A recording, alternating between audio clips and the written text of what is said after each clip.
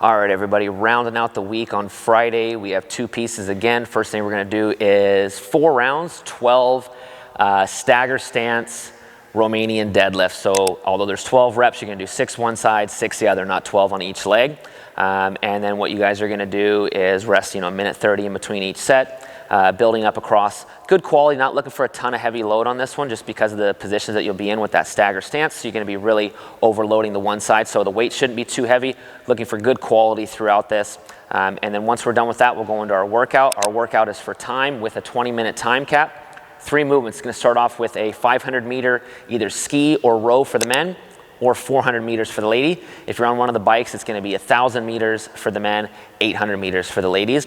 Once you get done with whatever machine you guys are using that day, you're going to perform 10 push press and 10 overhead squats. So your shoulders are going to get nice and fried with those 10 push press, and then you're going to have to go into an overhead position to do your 10 overhead squats.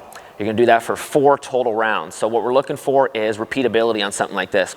So just because you're fresh in the beginning on your machines doesn't mean you should come out and hold a really low and fast pace and then come back after the overhead squats and then be really struggling to hold that. Look for something that's repeatable. So start off maybe around 80% from the beginning, and then once you're done with that, okay, 3 more rounds through. Choosing a weight, if it's not RX, at 95 pounds for the men and 65 for the ladies, one that you can do these repetitions unbroken. So 10 push press in a row, you can drop the bar in between that, pick it back up, get it up overhead to be able to do 10 overhead squats in a row, and let's try to hold on to that pace for 4 rounds.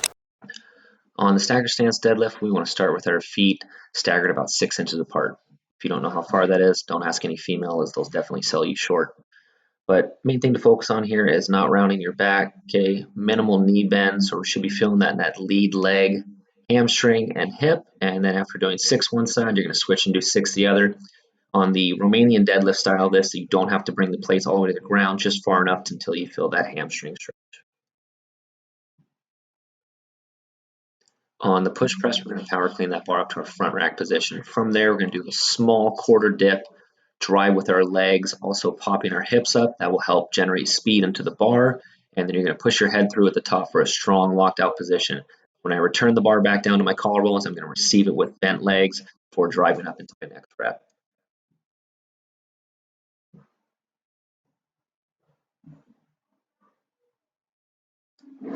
Oh man, that is too pretty.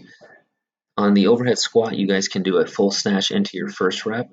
One thing that you guys can think about is trying a narrow grip so that your shoulders are a little bit more stable as you guys are doing these overhead squats instead of your normal snatch grip width. Once that bar's up overhead, try to keep the bar behind your ears, slow and controlled down, fast on the way up.